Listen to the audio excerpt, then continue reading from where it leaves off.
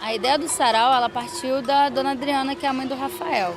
Ela percebeu que dentro da comunidade onde o Rafael mora, as pessoas não sabiam do caso dele. E aí, vendo isso, que as pessoas não sabiam da própria região dele, ela propôs que fossem feitos saraus, que nem ela via lá no centro do Rio. A importância desse tipo de atividade é, na verdade, conscientizar as pessoas da própria região do Rafael. Porque a gente sabe que esse aqui é um território de violações de direitos. Não é uma questão só do Rafael, é uma questão que envolve muita gente, porque o que aconteceu com ele acontece com milhares de pessoas todos os dias na cidade. Então, na verdade, a gente está falando do Rafael, mas a gente poderia estar falando do Tiago, poderia estar falando do Bruno, do Antônio. O Rafael é só um símbolo do que acontece nessa região aqui.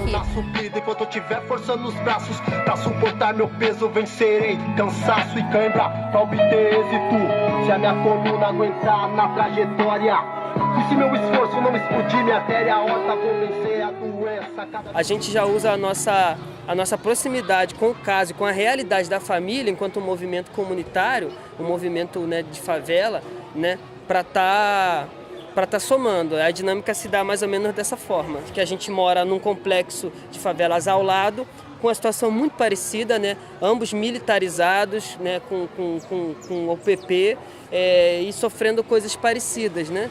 Ele sente que ele tem apoio, mas aquele sofrimento é dizendo, eu sou tão famoso, mas sempre na cadeia, é que ele fala. Essa palavra ele fala para mim direto. Ele é famoso, mas na cadeia, porque está em todo lugar do país, o nome do Rafael Braga. O Rafael Braga está em todo lugar. E o Rafael continua na prisão, gente.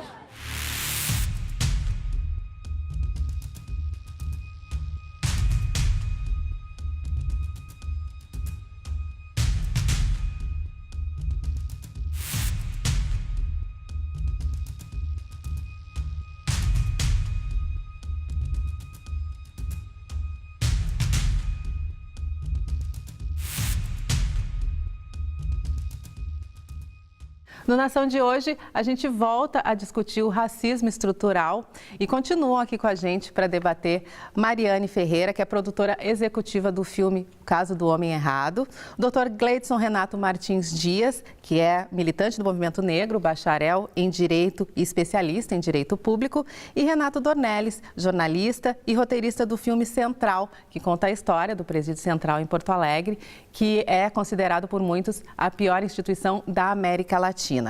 Bom, a gente viu ali um vídeo do Rafael Braga, né, que é um caso super atual que está aí sendo discutido pela militância. Por que esse caso não sensibiliza, né, sem entrar na questão de se é culpado, não é e tal? Quer dizer, ele está dizendo que não é assim, a militância está chamando atenção para isso. Por que esse caso não sensibiliza para que se olhe para ele de uma maneira mais efetiva? Uma vez eu vi uma cena num filme muito bom, que terminava, depois de um genocídio na África, mostrava os ossos das pessoas e eles tinham se tornado brancos. E aí fazia uma provocação. Quem sabe se elas tivessem essa cor em vida, alguém se importaria. É porque a dor na pele negra, ela sensibiliza menos. Então, quando você tem um injustiçado negro atrás das grades, principalmente um injustiçado negro, pobre, favelado, as pessoas não vão sentir essa dor. É muito mais difícil você sensibilizar. Eu acho o seguinte, o movimento negro já conseguiu vencer uma grande batalha no Brasil, né? Que é desmascarar a democracia racial. Eu acho que isso já conseguimos, né? Eu acho que só pessoas nascidas em Marte que moram por aqui ou pessoas que assumidamente racistas para não aceitar essa verdade que no Brasil o racismo existe de uma forma muito forte, né, e muito diferenciada. Esse ponto acho que está conseguindo, né? Outra coisa é nós conseguirmos vencer, acho que talvez seja aí o ponto, que é exatamente o tema do programa, que é o racismo estrutural. E há duas distinções, né? Uma coisa é o racismo institucional, né? Que foi inclusive um conceito formado pelos Panteras Negras, né? Então, o racismo institucional vai ser que quando uma determinada instituição, por causa do seu acúmulo racial e tal, não vai prover determinada assistência que deveria por causa da cor da pele. Exemplo típico, que há pouco tempo foi matéria de pesquisa. As mulheres negras no SUS, como a gente sabe dos gastos com vacina e tal, as mulheres negras não recebem vacina para diminuir a dor na hora do parto. Essas vacinas são destinadas às mulheres brancas. Anestesia? Anestesia, né? É destinada às mulheres brancas porque as servidoras da saúde acreditam que as mulheres negras são mais fortes para aguentar a dor. E essa é a desculpa ou é a afirmação oficial. Outra coisa é o racismo estrutural. O racismo estrutural não está só o Estado, ele está a sociedade. Então, a sociedade pensa a partir do seu acúmulo racial e vai prover, inclusive, a falta de sensibilidade ou sensibilidade. Né? Não é à toa que a gente vê somos todos isso, somos todos aquilo, com pessoas brancas. A gente nunca vai ver nas redes sociais o hashtag somos todos não sei quem, se essa pessoa for negra. Não existe isso.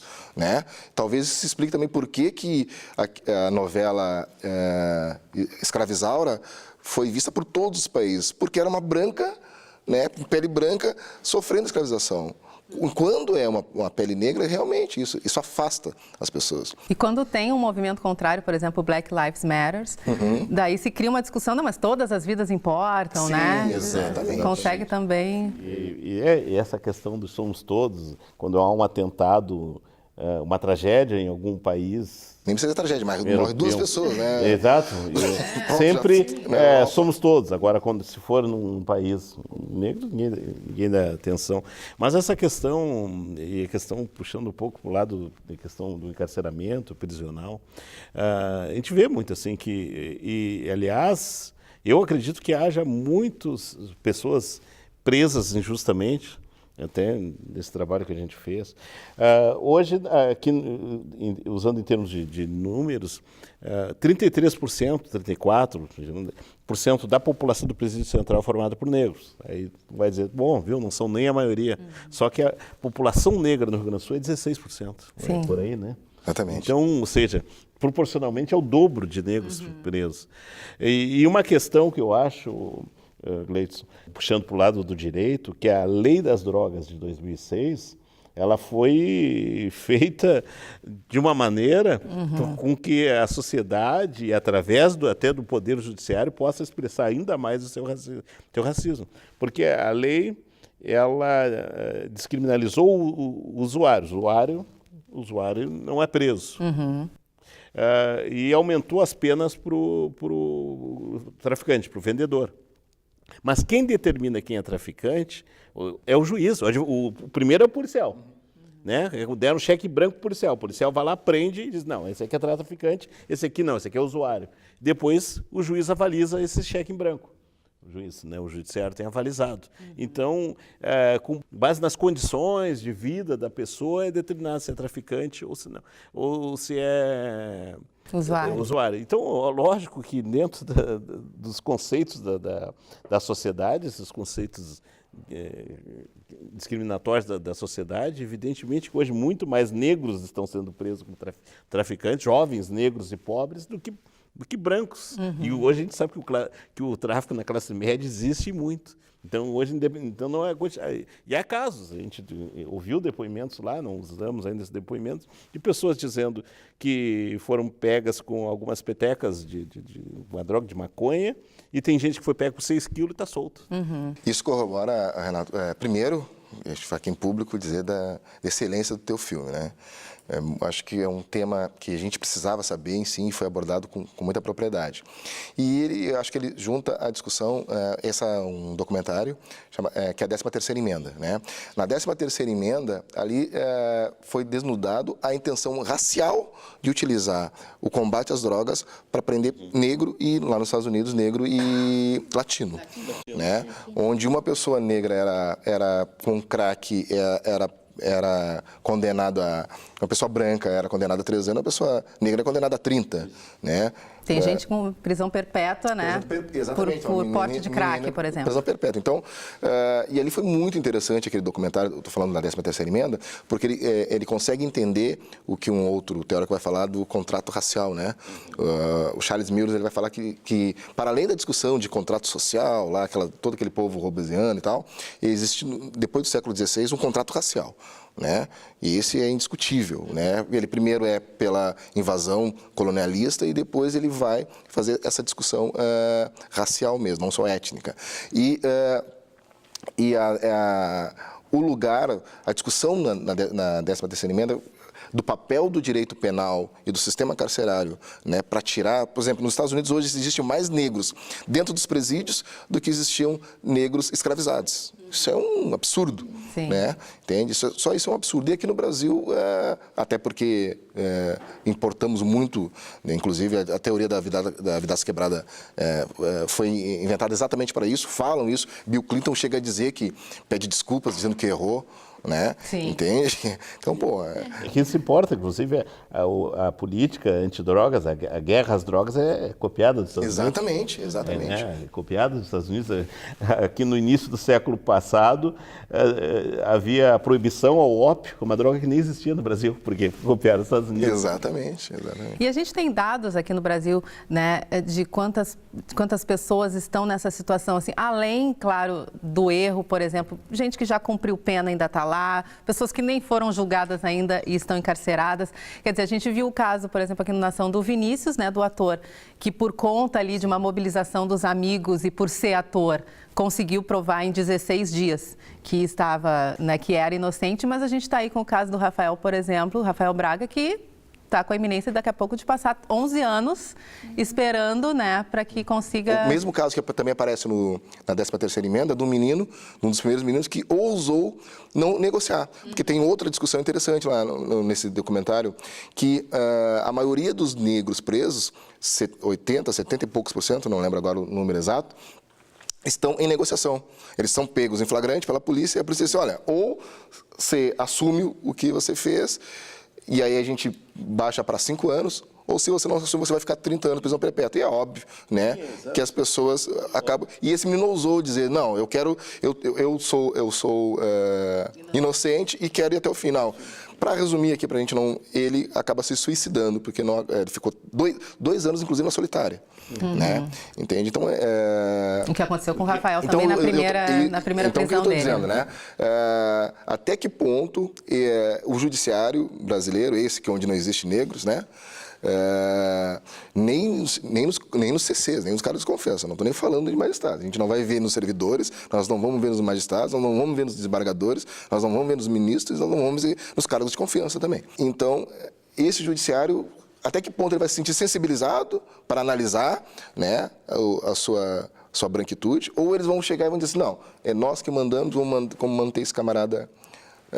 eu acho que o nosso papel enquanto sociedade é isso, é sim denunciar, é sensibilizar, é mostrar para a população, né? Mas eu acho que essa revolução talvez válida não por uma questão de mérito, mas a forma que o judiciário brasileiro tem se demonstrado, inclusive nos tempos atuais.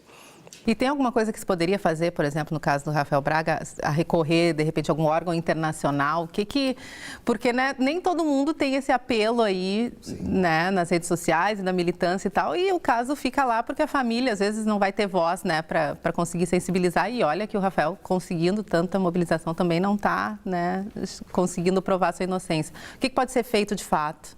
Judicialmente falando. Eu acho que organismos internacionais sempre, né, tá aí a Maria da Penha, né, que fruto disso, né, de uma denúncia pela falta de ação do próprio Estado brasileiro, né. Então eu acho que organismos internacionais, porque aí, assim, a gente mexe no problema do Estado e na preocupação, que é financeira, né, entende?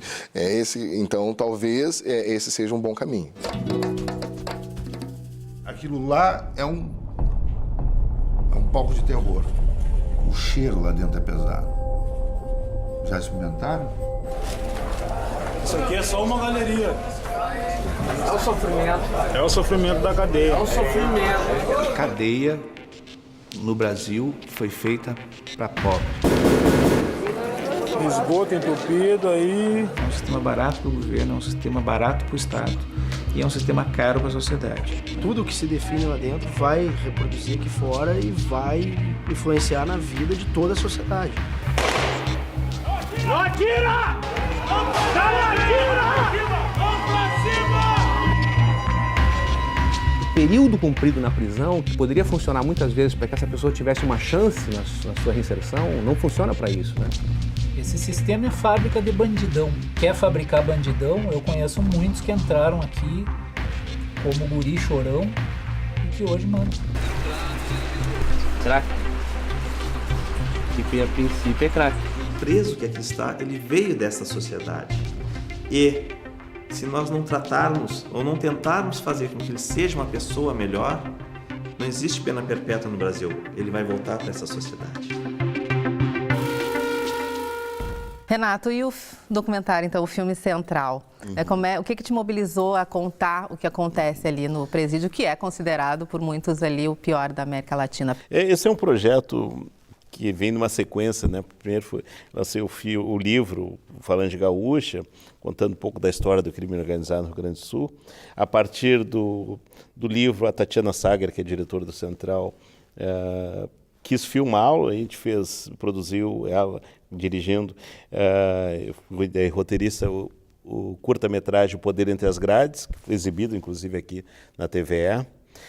E com o que sobrou de material, a gente resolveu, vamos aprofundar mais, vamos centrar, com perdão da redundância, centrar no Central e mostrar tudo o que acontece, ou o máximo que a gente puder, dentro dessa prisão, cujas condições são horríveis, mas eu elenco, tem problemas estruturais terríveis, mas eu elenco dois principais problemas, assim, que é a superlotação e, decorrente dela, o poder entregue pelo Estado para as facções criminosas. O Estado hoje ele encarcera, e nós falamos aqui na lei das drogas, encarcera como nunca, tanto que a população carcerária no Rio Grande do Sul nos últimos 3 anos aumentou 28%, enquanto que a média nacional foi 15%.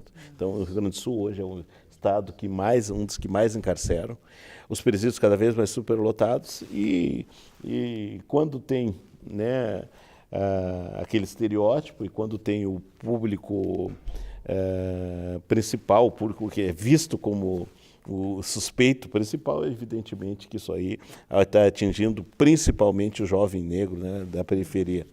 Então, todas essas questões a gente quis mostrar, mas principalmente isso, que o Estado acaba também dando um destino a esses jovens que estão lá presos, um destino que vai marcar o resto da vida deles, porque a partir do momento que o Estado entrega o controle de uma galeria do Presídio Central para uma facção criminosa, e o Estado admite isso, tanto que tu vai em órgãos estatais, está lá, galeria tal, facção A, galeria tal, facção B, galeria tal, facção D. Então, o Estado, ele admite que negocia com o líder de facção, são os líderes da galeria, certo? E o Estado entrega, então, pega um jovem numa periferia e entrega numa galeria, para onde tem lá um líder de facção que vai suprir as suas necessidades e vai cobrar caro por isso. E se não for pago durante a estadia lá, né, muitas pessoas falavam estadia, mas durante o tempo de permanência desse jovem lá, se não for pago, ele vai estar condenado a, quando sair dali, continuar na prática de crime, ou vai morrer, ou alguém da sua família vai morrer, entende? Então é muito perversa a forma como o Estado está encarcerando e fazendo, entre aspas, a execução penal. O Estado está alimentando o crime. E isso foi o que nos moveu mais a fazer esse documentário. Porque assim como foi dito, né, na 13ª emenda no documentário, que o Dr. Gleidson já citou, aqui no Brasil também acontece isso, né, do encarcerado, depois que ele sai, mesmo ele tendo cumprido a pena e tal, quer dizer, isso é uma coisa que não termina, né? Sim, a sociedade não aceita, né, de um modo geral. A sociedade, chegar qualquer pessoa aí, qualquer egresso do sistema, dificilmente vai conseguir um emprego. Sim. Dificilmente. Pode ser um melhor profissional do mundo. Vão olhar ali. Mas parei um pouquinho. Então, olha, tu passou tantos anos. E é como se a sociedade, até um entrevistado diz, né? Fala isso, é como se a sociedade dissesse assim, tu cumpriu pena, agora volta pro crime. Sociedade, aqui tu não vai. Não, agora não tem nada essa de querer virar honesto agora. Como se a sociedade dissesse isso. E do outro lado, né, os líderes de facção, os criminosos profissionais, puxando eles. Não, aqui, ó. Não, tu não vai ir para o outro lado, tu vai continuar com a gente aqui. E obrigando ele a fazer determinadas coisas. Acontece muito, de muito jovem, depois de passar pelo sistema... Fica devendo, né? Fica devendo e não tem saída. Não tem, é a vida dele, entende? Então é muito perverso o nosso sistema. Acho que tem 2 coisas no teu documentário ali que chamam... Várias coisas, né? Mas eu queria destacar no momento agora 2. Primeiro, a fala do promotor, onde ele vai dizer que já viu Guri Chorão, Sim. Entrar guri chorão e virar líder, ou seja, virar... E a frase final, que é, eu acho que simbólica, né? Quando diz que no inferno... É um preso que diz... Isso. Exato, um preso para tu habitar o inferno, sair dele inteiro, tu tem que virar demônio também. Para mim, essa frase sintetiza. Para tu habitar no inferno e sair dele inteiro, tu tem que virar demônio também. Ou seja, a gente está demonizando as pessoas, né? É isso que o Estado está fazendo. A gente está colocando guri de 19 anos. Outra coisa interessante, a maioria com ensino fundamental incompleto. Sim, 68%. É esse o tipo.